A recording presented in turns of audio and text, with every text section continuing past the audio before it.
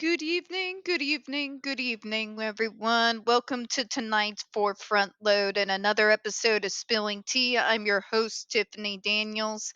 We are going back to that horrible world known as the JRC, but before we do, the usual disclaimers.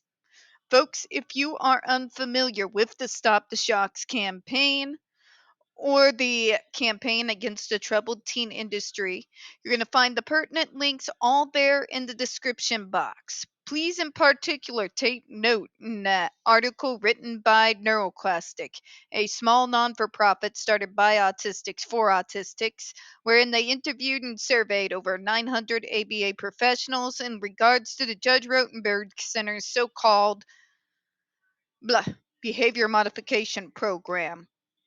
The Judge Rotenberg Educational Center doesn't want you to read that article so much they have threatened NeuroClastic with a defamation lawsuit if they did not remove it from the website. NeuroClastic has refused, so please read that article and share it on all your social media. We also have linked in there NeuroClastic's public statement regards to the defamation lawsuit threat, as well as a link to their GoFundMe. We are crowdfunding in case the JRC actually sees through with their threats. Trigger warning 1. When we discuss places like the Judge Rotenberg Educational Center, an agape boarding school for boys, you're going to hear vivid descriptions of and catch clips of surveillance footage of people with mental health issues and disabled people being tortured and abused.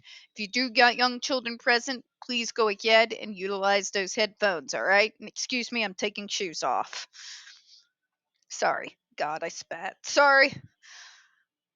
Trigger warning 2. This channel is marked not for kids for a reason. We do use profanity on occasion and speak on dark subjects. If your child is 16 and younger and they are watching this, very obviously parental supervision is advised. So, where we left off. The agency's interpretation of 396 is judged under the Chevron's two-step framework. You can see all that there. I don't want to read all that. The question at Chevron's first step is whether the statute unambiguously forecloses the agency's interpretation of its banning power, under which it can tailor a ban to a device's most problematic uses. For the love of God, this is not what's going on here. Let me say it again. The FDA, when they initiated that ban, and nowhere in any of the paperwork that has been involved in regards to that ban, stated that it was going to tailor the ban to the device's most problematic uses. It said it was banning the device outright. For the love of God, do you all need glasses? There's no shame in glasses, but for the love of God, did you actually read that decision? You act like you did, but when I read this, it seems to me you very obviously did not. They listed what the device was being used for as a way to help you introduce you to the said device. After which they very painstakingly, God, I'm sorry if I butchered that, gave you all the reasons why. Okay? They're not just banning it for use as treatment in regards to people with behavioral issues. That's not what it says. It's banning the device completely.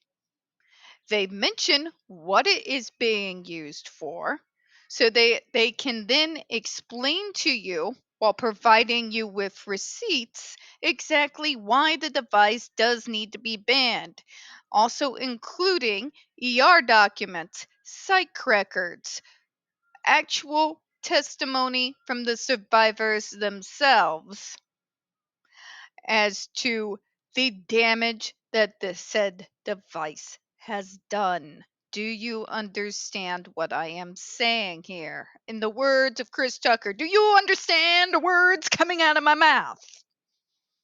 At no point in that decision do they ever state that they are only banning the device in regards to treatment for people with quote unquote behavioral issues.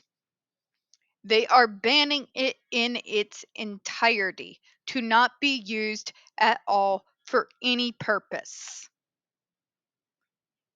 It's not that hard to comprehend here. You want to confuse people by making references to the SIBIS machine, whose similarities to the GED, once again, is only on the surface and is, and by the way, very rare instances used by individuals who request them to deal with other issues. Okay? It's not that hard to understand. You are overturning the ban that was made on a particular device on faulty logic and even more bullshit reading of the law. Okay? You're throwing apples and oranges together and trying to say because the oranges are being used for something else that you can't ban the apples that are causing, I don't know, poisoning. People are dying. I don't know. You get my point, right? Where the only similarity is the top surface that they're both fruit, and that's where it ends. Okay?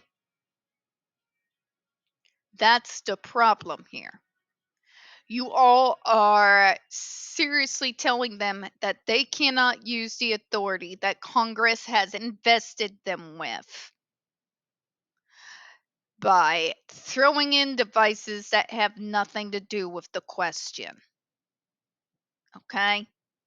In order to back that assumption, you are in words like tailoring. They're only banning it for certain uses when absolutely they unilaterally banned that device for being used for any purpose at any point in time by anyone. Okay? Let's finish it up, shall we? Or put alternatively, does the statute unambiguously compel petitioners all or nothing understanding of the FDA's banning authority? My colleagues believe it does. That's because your colleagues are paid to believe it does. Because that's the only way any of this gigantic 26-page word salad makes any comprehensive sense. You are completely going backwards, reading things into the FDA decision that are not there. Yeah, that. I'd love a look at their financials, wouldn't you? Match Op 9, in their view, petitioners' interpretation of legally marketed device in 396 is only possible reading of the statute. Jesus Christ. So, according to them, their only logical reading of this statute is that we must ban all the devices, even those devices that are not in question here, even devices that are not being used to give second and third degree burns to kids because they're just not neurotypical enough.